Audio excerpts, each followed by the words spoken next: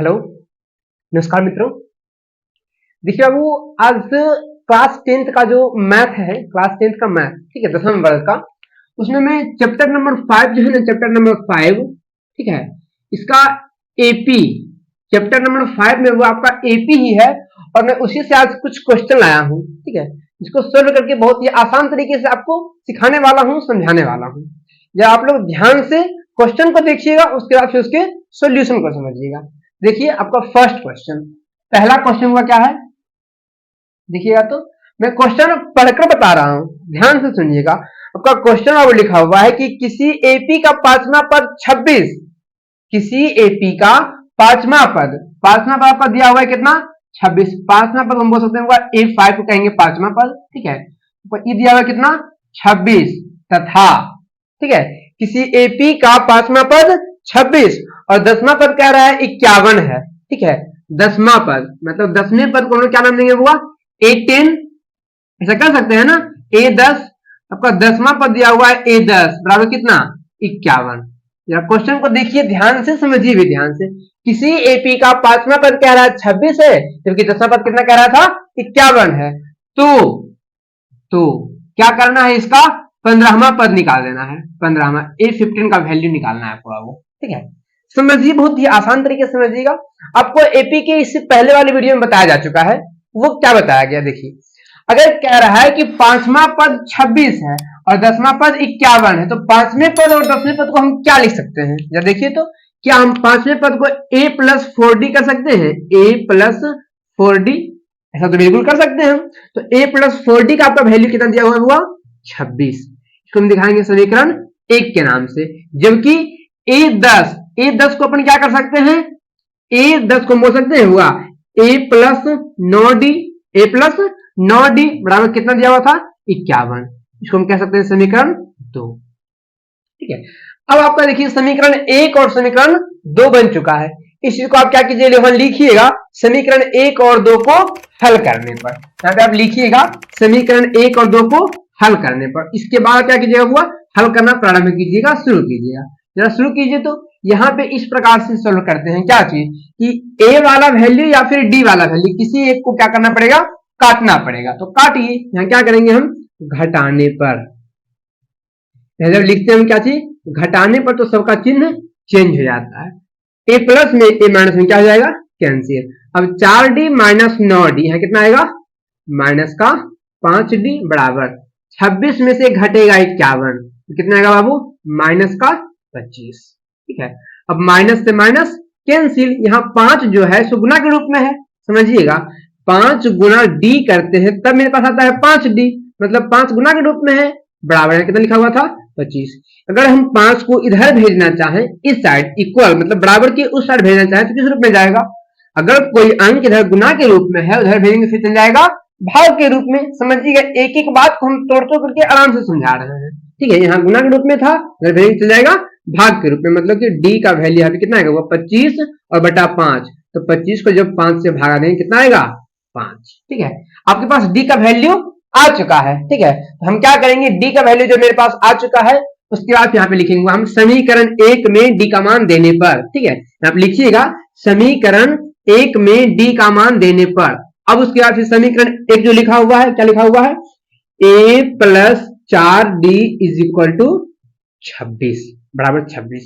तो A का value A ही था, प्लस 4 गुना D, तब 4D यहाँ पे आता है, तो 4 गुना D का मान कितना, 5, 4 गुने 5 कितना हुआ, 20, तो 4 5 20 बराबर कितना, 26। यहाँ पे जो 20 है किस रूप में है, प्लस के रूप में है, उसको भेजेंगे उस साइड, किस रूप में जाएगा, माइनस के रूप में। तो लिख दीजिए A बराबर 26 और माइनस का 20। जब 26 में से 20 घटाया जाएगा तो यहाँ कितना होगा बाबू, A बराबर 6, ठीक है। मेरे पास अभी आंसर नहीं आ गया है, हमसे क्वेश्चन ने कह रहा था वो क्या चीज कि A15 का वैल्यू निकालना है, A15 मतलब 15वां पद, पांचवा पद दिया हुआ था 26, 10वां पद दिया हुआ था 51 और हमसे 15वां पद निकालने कह रहा था। तो हम 15वें पद को जानते हैं क्या कहते हैं, 15वें पद को हम कह सकते हैं हुआ A+14D, ठीक है, A+14D। अब देखिए आप जो A का वैल्यू लाए हैं और जो D का वैल्यू लाए हैं, दोनों के वैल्यू को यहाँ पे आप पुट कर दीजिए, मतलब मान रख दीजिए, और देखिए आपका आंसर आ जाएगा यहाँ पे फटाक से। A का वैल्यू अभी आप जस्ट कितना लाए थे बाबू, 6, लिखिए 6 और प्लस 14d कैसे आता है, जब 14 को हम d से मल्टीप्लाई करते हैं, गुणा करते हैं, ठीक है ना। तो 6 और प्लस 14 गुने d, तो 14 गुने d का वैल्यू 5, ठीक है। तो 6 और प्लस 14 गुने 5 है कितना का बाबू, 70। 14 पचे 70 हो गया। अब इसको जोड़ देंगे हम, कितना जाएगा 76। मतलब आपसे जो क्वेश्चन कह रहा था A15 का वैल्यू निकालने के लिए, आपका A15 का वैल्यू यहाँ पे आ चुका है 76, ठीक है। ध्यान से जरा सा स्क्रीनशॉट ले लीजिए इसका आप फटाक से। चलिए ठीक है, क्वेश्चन नंबर 2 ध्यान दीजिएगा। क्वेश्चन नंबर 2 आपका आ गया यहाँ पे कि उस एपी को लिखना है। इसमें एपी लिखने बोल रहा है, कह रहा है, ठीक है। किसी पद को लिखने के लिए नहीं कह रहा है। उस एपी को लिखे जिसका 7वां पद और 13वां पद क्रमशः 34 और 64 है। देखिए 7वां पद आपका दिया हुआ है, ठीक है। 7वां पद मतलब A7 का वैल्यू कह रहा है और कितना हुआ A13 का वैल्यू कह रहा है। समझिएगा, इसमें हम वैल्यू लिख नहीं रहे हैं इसलिए क्योंकि आपको हम क्रमशः का मतलब समझाने वाले हैं। यहाँ पे क्रमशः जो बोल रहा है ना, क्रमशः का मतलब क्या होता है। कुछ बच्चे क्या करते हैं, कंफ्यूज हो जाते हैं, ठीक है। कंफ्यूज हो जाते हैं वो इस बात को लेकर के पता नहीं कौन सा किसका वैल्यू होता है। सो तो वो कंफ्यूज नहीं होना है, इसलिए मैं आपको क्या कर रहा हूं, बता रहा हूं अच्छे तरीके से। देखिए 7वां कह रहा है कि उस एपी को लिखे जिसका 7वां पद और कौन सा पद, 13वां पद क्रमशः, ये कह रहा था क्रमशः, क्रमशः कितना बोला था बाबू, 34 और 64 है, ठीक है। 34 और 64 है। तो समझिए, तो क्रमशः का अर्थ यहाँ पे क्या होता है। क्रमशः मतलब जो वैल्यू पहले बोल रहा था क्वेश्चन को बताने में, जो पहले कह रहा था उसमें पहले का वैल्यू ये वाला होगा, ठीक है। जो बाद में कह रहा था तो बाद का वैल्यू ये वाला होगा। क्रमशः का मतलब ये होता है क्रमबद्ध, ठीक है। क्रम से एकदम चलना है, इसको बोलते हैं हम लोग क्रमशः। पहले ये आ रहा था तो उसका पहले वाला होगा, ये बाद में बोला जा रहा था तो ये बाद वाला होगा, ठीक है। इसको बोलते हैं हम लोग क्रमशः। कुछ लोग क्या करते हैं कि A7 को दिखा देंगे 64 और A13 दिखा देंगे 34, इस प्रकार से उनका गलत हो जाएगा, रॉन्ग हो जाएगा। ऐसा कंफ्यूजन आप लोग नहीं कीजिएगा, ठीक है। समझ में आपको आ गया होगा क्रमशः का अर्थ। चलिए मैं आपको यहाँ पे लिख देता हूं क्या क्या चीज को दिया हुआ था कि किसी एपी का 7वां पद और 13वां पद क्रमशः 34 और 64 है। देखिए 7वां पद 34 कॉमा 13वां पद 64, ठीक है। तो आपसे एपी लिखने के लिए कह रहा है, कोई पद नहीं कह रहा है कि 5वां पद 25वां पद 50वां पद ऐसा लिखिए, ठीक है। आपसे ये नहीं कह रहा है, आपसे कह रहा है वो क्या चीज, एपी लिखे। समझते हैं, बहुत ही आसान क्वेश्चन सा है हुआ। 7वां पद अभी आपको जस्ट बताया गया था पहले वाले क्वेश्चन में कि A7 होता है, इसको हम क्या कर सकते हैं, A+6D, A+6D कोई सा हो, जैसे कि A25 हो तो A+24D, A20 हो तो A+19D, ठीक है। A15 हो तो A+14D। इस तरह से एक कम करके उसमें डी गुना कर देंगे, उसमें फिर A जोड़ेंगे, क्लियर है ना। तो आपका इस प्रकार से हो जाता है। तो A7 है, इसको हम कह सकते हैं बाबू A+6D कह सकते हैं ना, A+6D बराबर कितना 34, समीकरण 1, ध्यान रखिएगा। फिर क्या चीज है A13, A13 को अपन क्या कह सकते हैं, A+12D। बताइए जल्दी से, A13 को हम A+12D कह सकते हैं, जल्दी से एस नो में आंसर दीजिएगा। A13 को हम A+12D कह सकते हैं, एस या फिर नो, जल्दी कीजिएगा, ठीक है। चलिए बहुत सुंदर, एस। A12D, A+12D बराबर कितना दिया हुआ है 64, इसको हम दिखाएंगे कितना, समीकरण 2। अब जब समीकरण 1 और 2 को हल करते हैं, हल करना तो आसान है, हल करना इजी है ना, बहुत सुंदर। तो हल करना अगर आसान है तो शब्द देख लीजिएगा कि हल करने में ए का वैल्यू क्या आएगा और डी का वैल्यू क्या आएगा। बस हम कर रहे हैं हल। यहाँ क्या करेंगे बाबू, घटाने पर माइनस माइनस माइनस ऐसा कुछ रहता है, ये तो आपका कैंसिल हो जाएगा। 6D माइनस 12D, यहाँ पे आएगा माइनस का 6D। 34 में से घटाना है 64, यहाँ कितना का बाबू माइनस का 30। अब माइनस से माइनस कैंसिल, डी का वैल्यू कितना, यहाँ पे 6 गुना के रूप में था, इधर भेजे तो फिर भागा में, तो 30/6 मतलब कितना 5, सही है।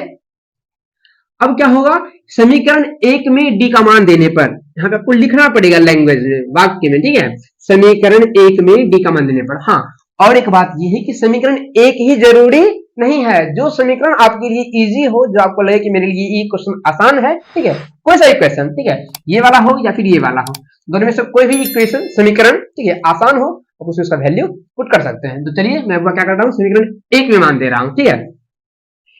a प्लस 6d बराबर 34 ऐसा कह रहा था। तो a plus 6d, 6 Guna d, 6 Guna d का मान 5, तो 6 पचे 30, समझ रहे हैं ना। 30 बराबर कितना 34। तो a बराबर यहाँ 30 प्लस में है, इधर भेज दें तो फिर माइनस में, 34 माइनस 30 है कितना बाबू 4। a का वैल्यू 4, d का वैल्यू 5, ये हो गया। अब आपको देखिए यहां पे समझने की आवश्यकता अच्छे से है। अगर आपके पास आसपास में थोड़ी सी शोरगुल हो रही है तो थोड़ा सा प्लीज उन भाई बहन को कहिए शांति बनाए रखने के लिए, या फिर आप वहां से हट के किसी अलग रूम में चले जाएं, ठीक है, ताकि आपको वहां पे समझ में अच्छे से आ जाए। यहाँ पे क्योंकि समझना बहुत ही जरूरी है। क्या कह रहा है बाबू, अब जैसा देखना आपको गौर से, क्या कह रहा है आपका यहाँ पे ए दिया, ए आपका आ गया है 4, जबकि आपका डी भी आ गया है 5। तो ए कहते हैं हम प्रथम पद को, जो मेरा पहला पद होता है उसको हम लोग क्या कहते हैं होगा ए कहते हैं या फिर A1 कहते हैं, जो भी कहिए, ए या फिर A1। तो आपका A1 हो गया। और हमको AP लिखने कह रहा है, मतलब क्या क्या लिखेंगे इसमें, A1 लिखेंगे, A2 लिखेंगे, A3 लिखेंगे, A4 लिखेंगे, A5 लिखेंगे। इस प्रकार से 3 4 5 पद लिख देंगे और मेरा सॉल्व हो जाएगा। नहीं चलिए, A1 A2 A3 A4 A5। तो पहले हुआ मेरे पास A1, मतलब A1 का वैल्यू कितना आ गया है, A को हम कहते हैं A1, मेरे पास A1 का वैल्यू आ गया है 4। जबकि अगर हमको A2 निकालना हो तो A2 कैसे निकालेंगे, A प्लस 1D, एक कम करके 2D, है ना।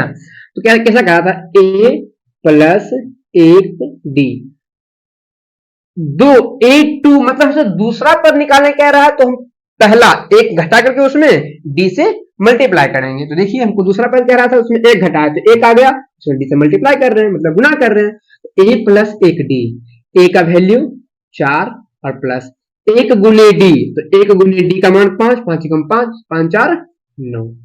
A2 का मान कितना आया 9। हमको अगर A3 बोलेगा, A3 क्या लिखेंगे बाबू, A3 को लिख सकते हैं A plus 2D, A plus 2D, यहाँ क्या हो जाएगा A प्लस 2D, मतलब A का वैल्यू 4 और प्लस 2 गुना D, D का मान 5 है और 5 गुना 2 और 2 ने 10, यहाँ पे 10 और प्लस 4 कितना हो जाएगा 14। A4 का वैल्यू क्या लिखेंगे यहाँ पे बाबू, A प्लस 3D लिखेंगे। तो A का मान 4 और प्लस 3 गुने D, तो 3 गुने 5, 3 पचे 15, 15 4 कितना 19। चलिए मेरे पास अब 3 4 पद हो चुका है, ठीक है। चलिए मैं एक बात थोड़ी सी और, इसी क्वेश्चन में आप A5 का वैल्यू जरा बता दीजिएगा बाबू, A5 का वैल्यू बताइएगा, ठीक है, जल्दी से कमेंट कीजिएगा A5 कितना होगा। हम थोड़ा आपको हिंट कर देते हैं, A5 को अपन क्या कह सकते हैं, A प्लस 4D कह सकते हैं, ठीक है, A प्लस 4D। तो A का वैल्यू कितना 4 और प्लस 5 गुने D, 5 गुने D का मान कितना, D का मान आपका 5 ही है और 5 यहां भी है, ठीक है, सॉरी आ गया A प्लस 4D, सॉरी, तो 4 गुने D, तो 4 गुने और एक D का वैल्यू कितना है 5, 5 चौके 20, 20 4 24। क्या आपका भी आया था इतना, A5 का वैल्यू 24 आया है। चलिए ठीक है, तो वो आपको अगर AP लिखना हो आप यहां कर सकते हैं। अतः AP बराबर क्या चीज, पहला पद 4 था तो 4, दूसरा पद कौन सा था बाबू, तो पहला पद 4 था तो 4 लिख दिए हैं, दूसरा पद कौन सा था 9, यहां लिखेंगे 9, तीसरा पद कौन सा था 14 तो 14, चौथा पद कौन सा था 19 तो 19, पांचवा पद कौन सा था 24 तो 24। इस प्रकार डॉट डॉट डॉट आप दिखा सकते हैं, ये आपका AP तैयार है, ठीक है, ध्यान रखिएगा। और मेरे ख्याल से शायद आप लोग अच्छे से आराम से इस वीडियो को देख रहे हैं। और एक आवश्यक बात आपके साथ ये है बाबू कि यदि आप इस वीडियो को पहली बार देख रहे हैं ना, पहली बार देख रहे हैं, तो आप इस चैनल को सब्सक्राइब जरूर कर लें, क्योंकि इस प्रकार का ढेर सारी क्वेश्चन आपके साथ आने वाला है, ठीक है। आने वाले दिनों में आपके साथ इस प्रकार का ढेर सारा क्वेश्चन आने वाला है, बिल्कुल एकदम सुगम भाषा में, एकदम आसान से भाषा में। तो आप जो भी व्यक्ति हैं, जो भी मित्र हैं, जो भी भाई बहन हैं, ठीक है, यदि आप इस वीडियो को पहली बार देख रहे हैं तो प्लीज इस चैनल को सब्सक्राइब जरूर कर ले, क्योंकि आने वाले समय में बहुत ही आसान भाषा में जैसे आप समझ सकते हैं उस प्रकार के लैंग्वेज में आपको बताया जाएगा। वो या तो मैथ हो, या तो हिंदी हो, या तो साइंस हो, या तो विज्ञान, कोई सा हो, ठीक है, साइंस हो, संस्कृत हो, ठीक है, कोई सा सब्जेक्ट हो, आपको जिस सब्जेक्ट में ज्यादा प्रॉब्लम है उस सब्जेक्ट के बारे में आप थोड़ा सा यहाँ पे बता दीजिए, कमेंट कर दीजिए कि हमें थोड़ा सा इसमें प्रॉब्लम है, इस सब्जेक्ट में, उस सब्जेक्ट का किस चैप्टर में प्रॉब्लम है, किस टॉपिक में प्रॉब्लम है, तो आपको जिसमें भी समस्या है बिल्कुल निःशुल्क आपको यहाँ पे बताया जाएगा। किसी प्रकार का कोई शुल्क नहीं लिया जा रहा है, ठीक है।